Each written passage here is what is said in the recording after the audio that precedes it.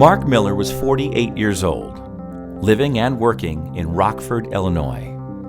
He worked in the catering and banquet facility of the Clock Tower Resort and Conference Center in Rockford. He was a friend, co-worker, and one of 5 brothers. On March 12, 2009, Mark Miller disappeared. Well, this is our 4th trip down to Rockford, Illinois, from the Twin Cities. We're going back down in an effort to try and find some information on my brother, who's been missing for 8 months now. There's been no sign or word from him since March 12th, and we've decided to put together a video kind of chronicling the events of his disappearance in the hopes that we'll be able to come up with some information that can help us find out what happened with Mark. Originally from Eau Claire, Wisconsin, Mark Miller grew up in a family of 5 boys. He had 3 older brothers and a twin brother. As an adult, Mark had worked in Minneapolis and Houston and had been living in Rockford for the last 5 years. His job as a catering captain at the Clock Tower Resort was demanding, and Mark had a dedicated and tight-knit circle of friends and co-workers. My name is Patty Oblinger. I'm Director of Human Resources here at the Clock Tower Resort. I knew Mark for a year. I started last April and he was already here. Mark would have had his 5th anniversary here at the Clock Tower in May. Wonderful person. Always took care of the guests and all of his co-workers. My name is Jennifer, and I work here at the Clock Tower. I was supervisor back in banquets. Mark followed me in there. We had a great time. He was totally enjoyable, a very sweet and caring young man. Well, as we got to know each other more, we got to be good friends. He came over to my house, maybe 2 or 3 times a week. Either he would bring me home from work or he would just stop in and stay for supper. He talked about his family constantly. He always made sure that people were taken care of, and if he was around, he was taking care of somebody. It was this dedication to his job that immediately triggered concern when Mark didn't report for work on March 14th. Mark would never miss a shift without a reason. Ever. Mark's living situation may hold a key to his disappearance. The names of the individuals involved will not be used because of an ongoing investigation. We're at the apartment building, the Windsor apartment building where my brother lived. This is on the corner of Whitman Street, and the Rock River is about a block away. And my brother lived in apartment 15 on the 3rd floor. Mark had been sharing his apartment with a young man for nearly 2 years and had become increasingly uncomfortable with the living arrangements and had asked him to move out. A longtime friend of Mark's had come to Rockford to lend support. On March 11th, Mark and his friend called the roommate and told him he would have to move out. The man agreed, and the situation seemed to be okay. Mark then reported to work on Thursday, March 12th. Worked his shift and clocked out at 1:21 p.m. No one has seen Mark since. The Rockford police consider it an ongoing investigation.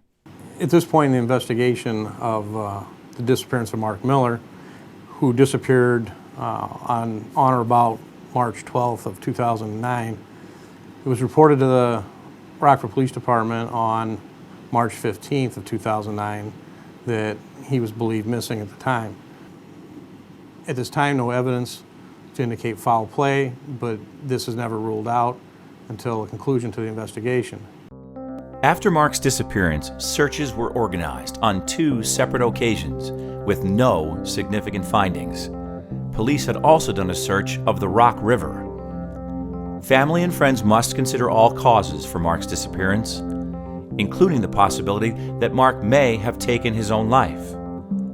In the weeks prior, he did seem to become more and more preoccupied with personal matters, mostly having to do with the man he was trying to evict from his apartment.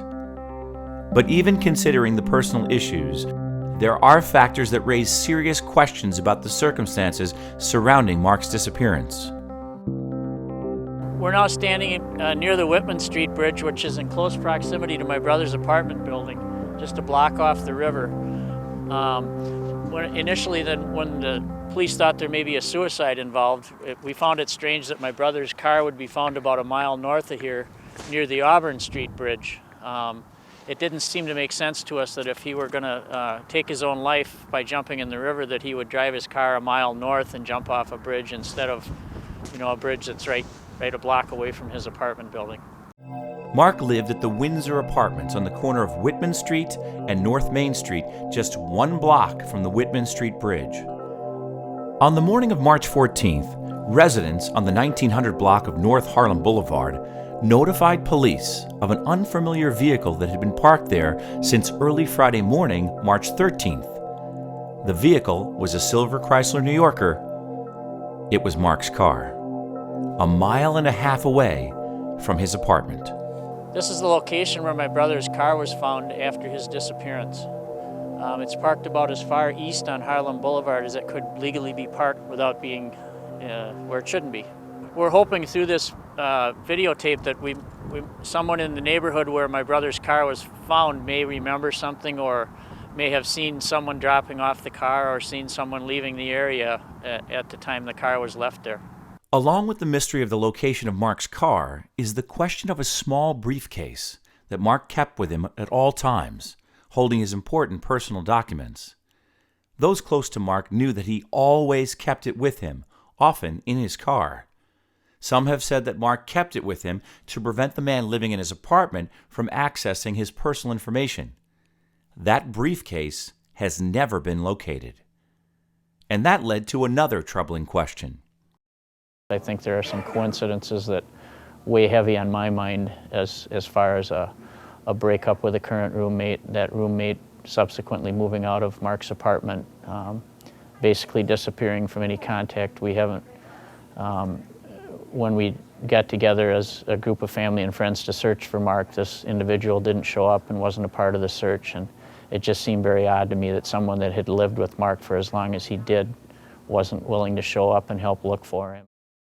Another factor that has weighed heavily on all who knew Mark was the fact that Mark was a deeply devoted son. And regardless of his personal life, many believe he would never have done something that would have been so devastating to his mother and father. Knowing what my mother's going through, my mom and dad are both having some medical issues, and that always weighed heavily on Mark's mind, and I just, in my heart, don't believe that he would do that to his parents at this point in their lives, no matter how things for him were going. Well, Mark has always been a caring person and considerate to everybody. Wonderful to his mom and dad, really. He called us every weekend and was just always thoughtful to us, as he was to a lot of people I know. He was just considerate of people and caring. And I could just imagine what his mother is going through. I felt so bad for her, because I know he was a wonderful son. He's a wonderful person, very caring and loving. I pray for him every night. He's at the head of my list.